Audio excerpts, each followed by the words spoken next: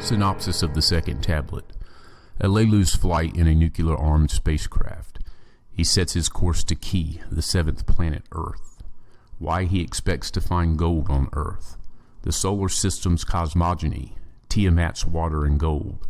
The appearance of Nibiru from outer space. The celestial battle and Tiamat's breakup. Earth, half of Tiamat, inherits her waters and gold. Kingu, Tiamat's main satellite, becomes the moon of Earth. Nibiru is destined to forever orbit the sun. Alelu's arrival and landing on Earth. Alelu, discovering gold, holds Nibiru's fate in his hands.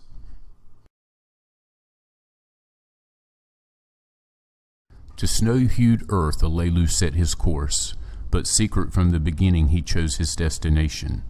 To regions forbidden Alelu made his way. No one has gone there before.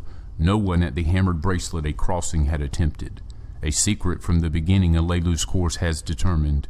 The fate of Nibiru in his hands it placed. By a scheme his kingship to make universal. On Nibiru exile was certain. There death itself he was chancing. In his scheme risk was in the journey. Eternal glory of success was the reward. Riding like an eagle, Alelu the heavens scanned. Below, Nibiru was a ball in a voidness hanging. Alluring was its figure. Its radiance emblazoned the surrounding heavens. Its measure was enormous. Its belchings fire blazed forth. Its life-sustaining envelope, its hue a redness, was like a sea churning. In its midst the breach was distinct, like a darkened wound. He looked down again. The wide breach turned into a small tub.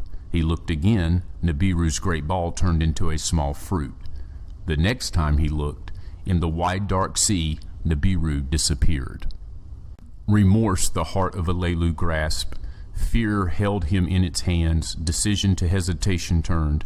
To halt in his tracks Alelu considered. Then from audacity to decision he returned. 100 leagues, 1,000 leagues the chariot was coursing. 10,000 leagues the chariot was journeying. In the wide heavens darkness was the darkest. In the far away distant stars their eyes were blinking. More leagues Alelu traveled. Then a sight of great joy met his gaze. In the expanse of the heavens the celestial's emissary was him greeting. Little Gaga, the one who shows the way, by its circuit Alelu was greeting, to him a welcome extending. With a leaning gait before and after the celestial onto, it was destined to travel. To face forward, to face backward, with two facings was it endowed. Its appearance, as first to greet Alelu as a good omen, he at once considered. By the celestial gods he is welcomed, so was his understanding. In his chariot Alelu followed Gaga's path. To the second god of the heavens it was directing. Soon celestial Antu, its name by King Inshar, was given. In the deep's darkness was looming. Blue as pure waters was her hue. Of the upper waters she was the commencement. Alelu by the sight's beauty was enchanted. To course at a distance he continued.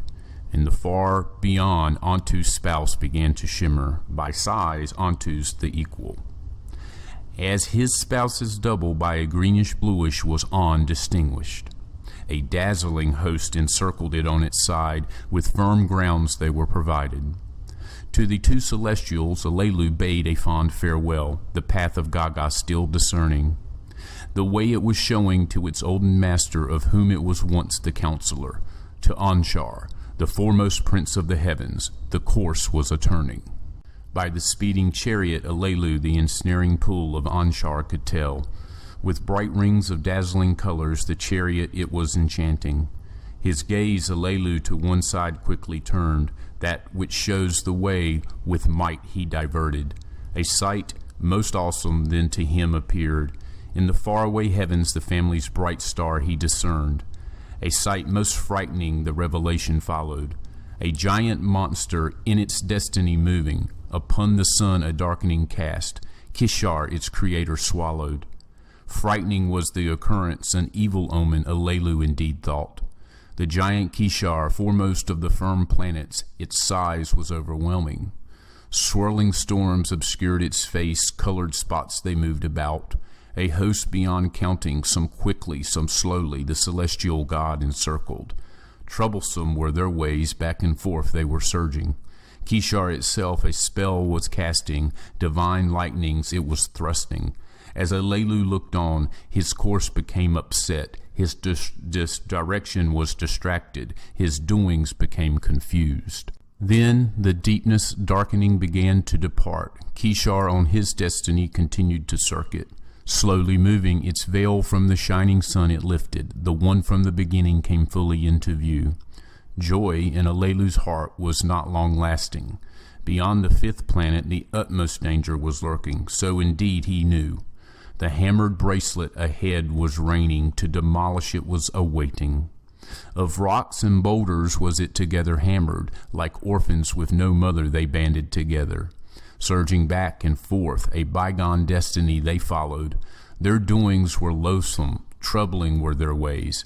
Nibiru's probing chariots like preying lions they devoured. The precious gold needed for surviving they refused to dislodge. The chariot of Alelu toward the hammered bracelet was headlong moving. The ferocious boulders in close combat to boldly face. Alelu, the firestones in his chariot more strongly stirred up. That which shows the way with steady hands he directed. The ominous boulders against the chariot charged forward like an enemy in battle attacking. Toward them Alelu a death-dealing missile from the chariot let loose. Then another and another against the enemy the terror weapons he thrust. As frightened warriors the boulders turned back, a path for Alelu granting. Like by a spell the hammered bracelet a doorway to the king it opened. In the dark deepness Alelu the heavens could clearly see. By the bracelet's ferocity he was not defeated, his mission was not ended. In the distance the sun's fiery ball its brilliance was sending forth. Welcoming rays toward Alelu it was emitting. Before it, a red-brown planet on its circuit was coursing, the sixth in the count of celestial gods it was. Alelu could but glimpse it. On its destined course from Alelu's path it was quickly moving. The snow-hued earth appeared, the seventh in the celestial count. Toward the planet Alelu set his course, to a destination most inviting. Smaller than Nibiru was its alluring ball, weaker than Nibiru's was its attracting net. Its atmosphere thinner than Nibiru's was. Clouds were within it swirling. Below, the earth to three regions was divided, snow white at the top, and on the bottom, blue and brown in between. Deftly Alelu spread the chariot's arresting wings around the earth's ball to circle. In the middle region, dry lands and watery oceans he could discern. The beam that penetrates downward he directed, earth's innards to detect. I have attained it, ecstatically he shouted. Gold, much gold, the beam has indicated. It was beneath the dark-hued region. In the waters it was too. With pounding heart Alelu a decision was contemplating. Shall he on the dry land his chariot bring down, perchance to crash and die? Shall he to the waters his course direct, to perchance into oblivion sink? Which way shall he survive? Will he the treasured gold discover? In the eagle's seat Alelu was not stirring. To fate's hands the chariot he entrusted. Fully caught in earth's attracting net, the chariot was moving faster. Its spread wings become aglow, earth's atmosphere like an oven was. Then the chariot shook, emitting a mortifying thunder. With abruptness the chariot crashed, with a suddenness altogether stopping. Senseless from the shaking, stunned by the crash, Alelu was without moving. Then he opened his eyes and knew he was among the living. At the planet of gold he victoriously arrived. Now this is the account of the earth and its gold. It is an account of the beginning and how the celestial gods created were. In the beginning, when in the above the gods in the heavens had not yet been called into being, and in the below Ki, the firm ground, had not yet been named. Alone in the void there existed Apsu, their primordial begetter. In the heights of the above the celestial gods had not yet been created. In the waters of the below the celestial gods had not yet appeared. Above and below the gods had not yet been formed, destinies were not yet decreed. No reed had yet been formed, no marshland had appeared. Alone did Apsu reign in the void. Then by his winds the primordial waters were mingled. A divine and artful spell Apsu upon the waters cast. On the void's deep he poured a sound sleep. Tiamat, the mother of all, as a spouse for himself he fashioned. A celestial mother, a watery beauty she was indeed. Beside him, Apsu, little Mamu, then brought forth. As his messenger he him appointed a gift for Tiamat to present. A gift resplendent to his spouse Apsu granted. A shining metal, the everlasting gold, for her alone to possess. Then it was that the two their waters mingled, divine children between them to bring forth. Male and female were the celestials created. Lamu and Lahamu, by names they were called. In the below did Apsu and Tiamat make them an abode. Before then had grown in age and in stature. In the waters of the above Anshar and Kishar were formed. Surpassing their brothers in size they were. As a celestial couple the two were fashioned. A son, On, in the distant heavens was their heir.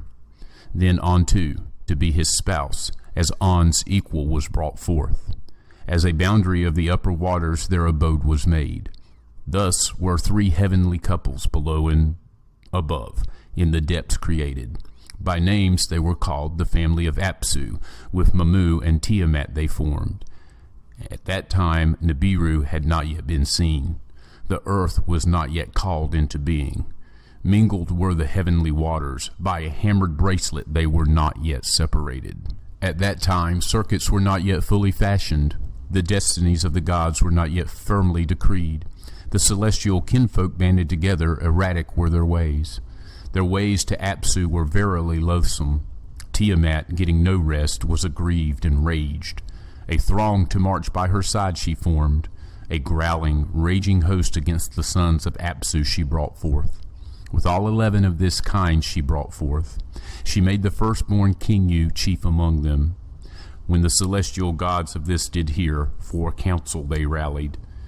Kingu she has elevated to rank as on command to him she gave to each other, they said. A tablet of destiny to his chest she has attached, his own circuit to acquire. To battle against the gods her offspring Kingu she instructed. Who shall stand up to Tiamat, the gods ask each other. None in their circuits step forward. None a weapon for battle would bear. At that time, in the heart of the deep a god was engendered. In a chamber of fates, a place of destinies was he born.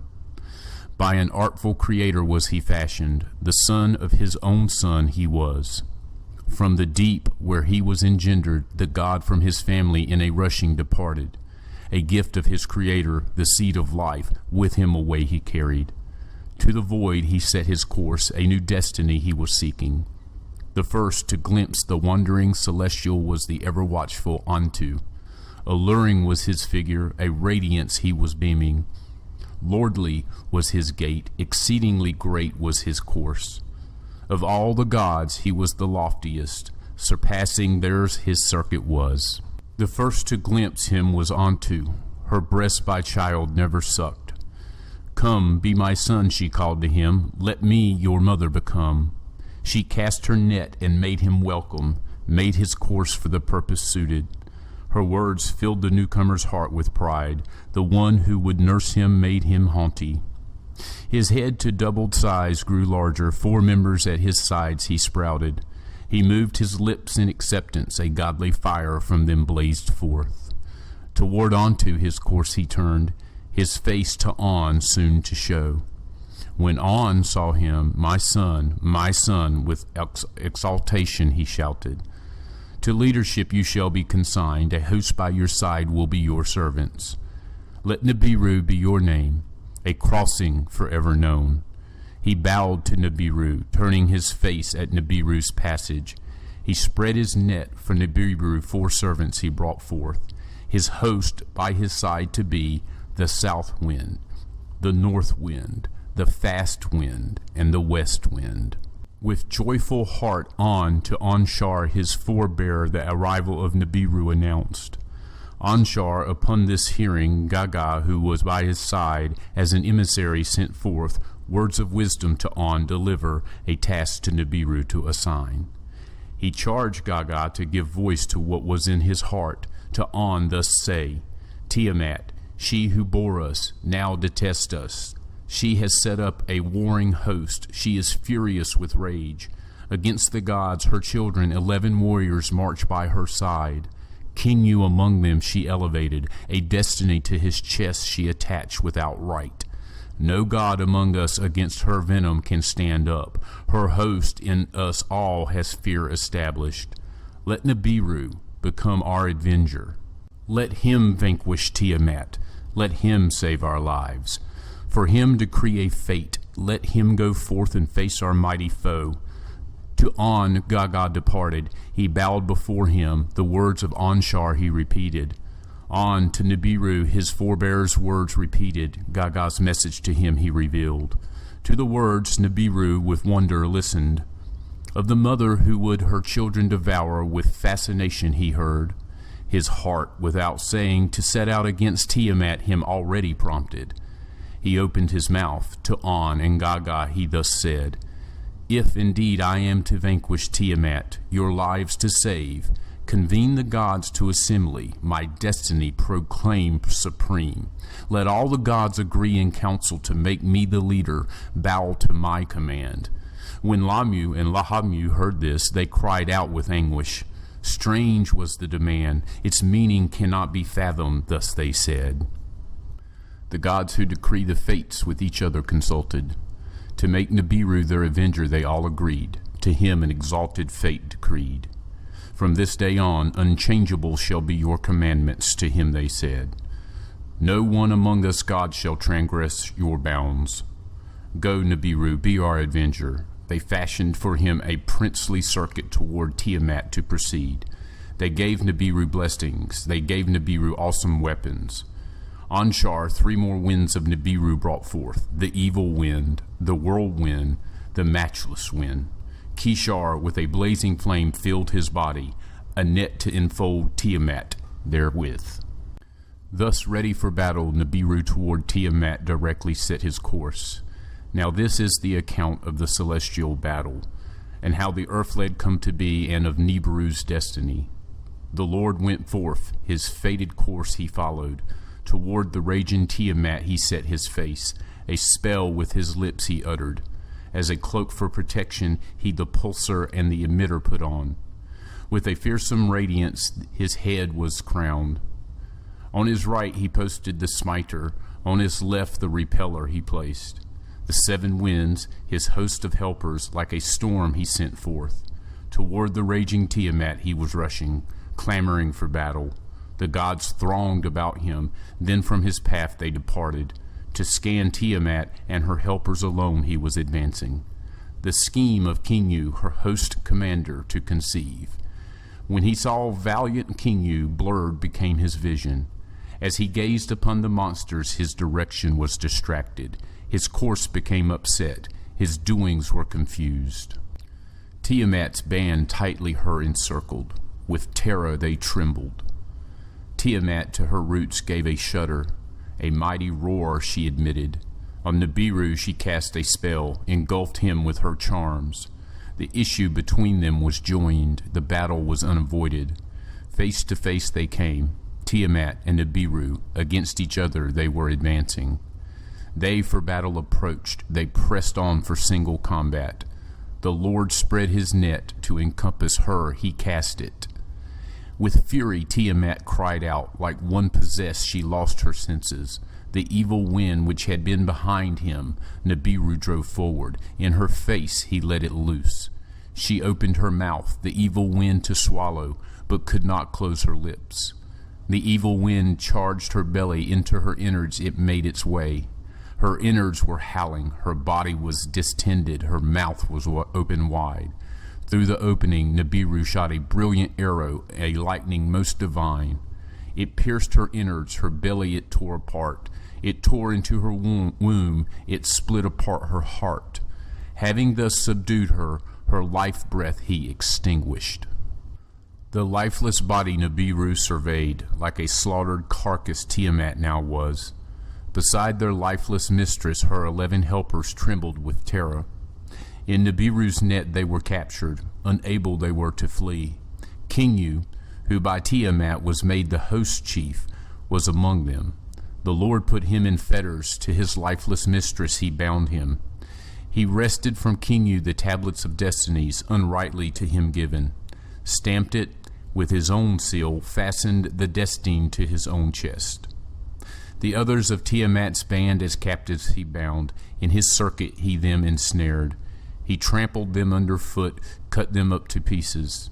He bound them all to his circuit, to turn around he made them, backward to course. From the place of the battle Nibiru then departed, to the gods who had him appointed the victory to announce. Gaga came out to greet him. As a herald to the others he then journeyed. Beyond on and onto Nibiru to the abode in the deep proceeded. The fate of lifeless Tiamat and of Kingu he then considered. To Tiamat, whom he had subdued, the Lord Nibiru then returned. He made his way to her, paused to view her lifeless body, to artfully divide the monster into his heart lie was planning. Then, as a muscle, into 2 parts he split her. Her chest from her lower parts he separated. Her inner channels he cut apart, her golden veins he beheld with wonder. Trotting upon her hinder part, the Lord her upper part completely severed. The north wind, his helper, from his side he summoned.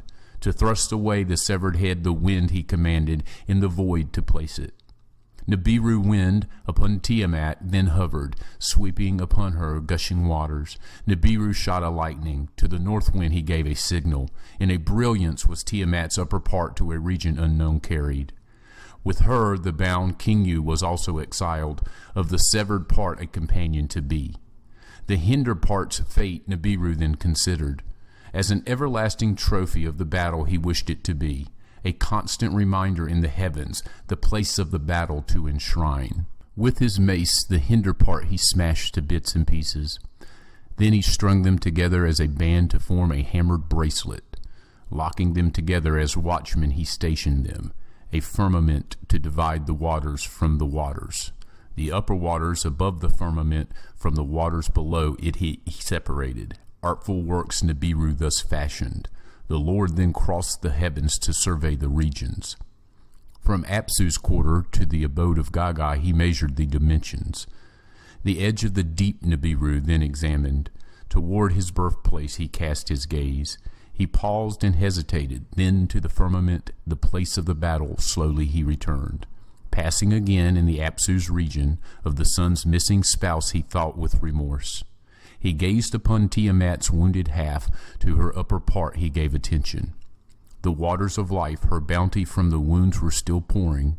Her golden veins Apsu's rays were reflecting. The seed of life, his creator's legacy, Nibiru then remembered.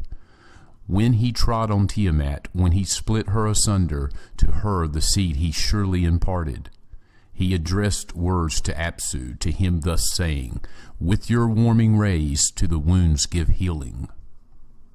Let the waters to one place be gathered, let firm land appear.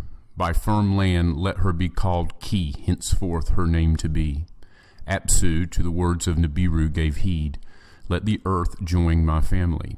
Ki, firm land of the below, let earth her name henceforth be. By her turning let their day and night be. In the days my healing rays to her I shall provide. Let Kingu be a creature of the night. To shine at night I shall appoint him. Earth's companion, the moon forever to be. Nibiru the words of Apsu with satisfaction heard. He crossed the heavens and surveyed the regions. To the gods who had him elevated he granted permanent stations. Their circuits he destined that none shall transgress nor fall short of each other. He strengthened the heavenly locks, gates on both sides he established. An outermost abode he chose for himself. Beyond Gaga were its dimensions. The great circuit to be his destiny he beseeched Apsu for him to decree. All the gods spoke up from their stations. Let Nibiru's sovereignty be surpassing. Most radiant of the gods he is. Let him truly the son of the sun be. From his quarter Apsu gave his blessing. Nibiru shall hold the crossing of heaven and earth. Crossing shall be his name. The gods shall cross over neither above nor below. He shall hold the central position, the shepherd of the gods he shall be. A shar shall be his circuit, that his destiny will forever be. Now this is the account of how the olden times began, and of the era that in the annals the golden era by name was known, and how from Nibiru to earth the missions went the gold to obtain. The escape of Alelu from Nibiru was its beginning. With great understanding was Alelu endowed, much knowledge he by learning acquired. By his forefather Anshargal of the heavens and the circuits much knowledge was amassed. By Inshar was knowledge greatly augmented. Of that Alelu made much learning. With the sages he discoursed, savants and commanders he consulted. Thus was knowledge of the beginning ascertained. Thus did Alelu this knowledge possess. The gold in the hammered bracelet was the confirmation. The gold in the hammered bracelet of gold in Tiamat's upper half was the indication. At the planet of gold Alelu victoriously arrived, high, chariot with a thunder crashing. With a beam he scanned the place, his whereabouts to discover. High, chariot on dry land descended, at the edge of extended marshes it landed. He put on an eagle's helmet, he put on a fish's suit. The chariot's hatch he opened, at the open hatch he stopped to wonder. Dark-hued was the ground, blue-white were the skies. No sound their tease, there was no one to bid him welcome. Alone on an alien planet he stood, perchance from Nibiru forever exiled. To the ground himself he lowered, on the dark-hued soil he stepped. There were hills in the distance, nearby much vegetation there was. Ahead of him there was marshes, into the marsh he stepped. By the water's coolness he shuddered. Back to the dry ground he stepped. Alone on an alien planet he stood. With thoughts he was possessed, of spouse and offspring with longing he remembered. Was he forever from Nibiru exiled? Of that again and again he wondered. To the chariot he soon returned, with food and drink to be sustained. Then deep sleep him overcame, a powerful slumber. How long he slept he could not remember. What awakened him he could not tell. A brightness there was outside, a brilliance on Nibiru unseen. A pole from the chariot he extended, with a tester it was equipped. It breathed the planet's air, compatibility it indicated. The chariot's hatch he opened, at the open hatch he took a breath. Another breath he took, then another and another.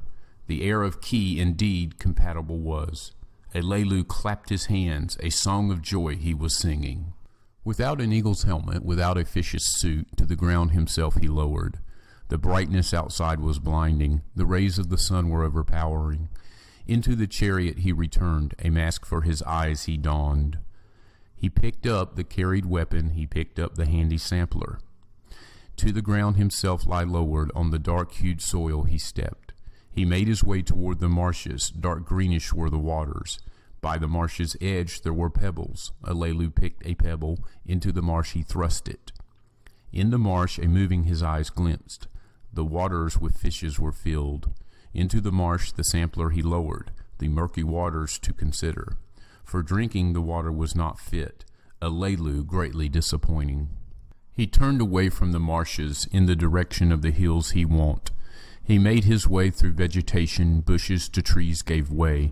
The place was like an orchard, the trees with fruits were laden. By their sweet smell enticed, Alelu picked a fruit, in his mouth he put it. Sweet was the smell, sweeter the taste was. Alelu greatly it delighted. Away from the sun's rays Alelu was walking. Toward the hills he set his direction. Among the trees a wetness under his feet he sensed, a sign of close-by waters. In the direction of the wetness he set his course. In the midst of the forest there was a pond, a pool of silent waters. Into the pond the sampler he lowered. For drinking the water was good. Alelu laughed.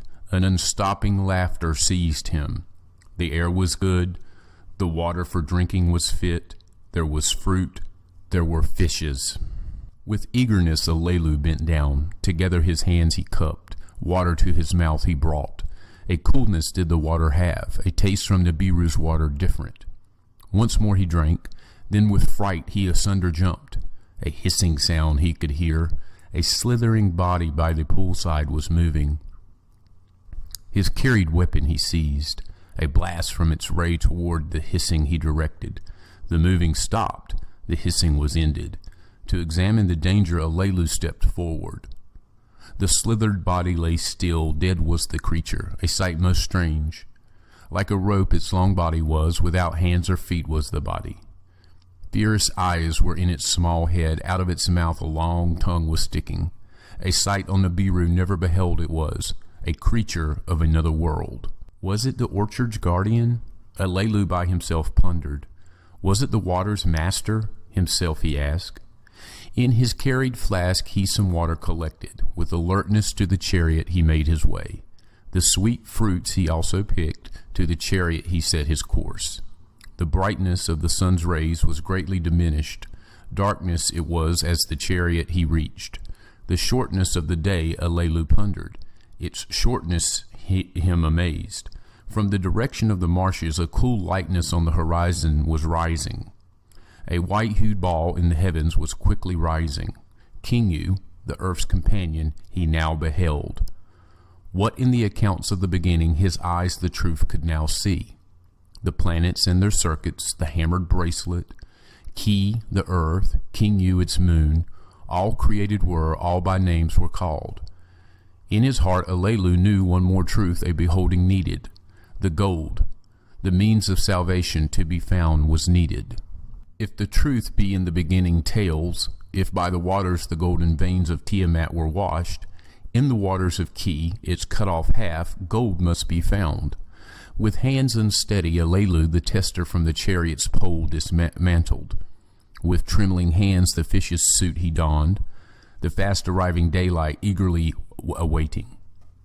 At daybreak the chariot he exited, to the marshes he quickly stepped. Into deeper waters he waded, the tester into the waters he inserted. Its illuminated face he eagerly watched.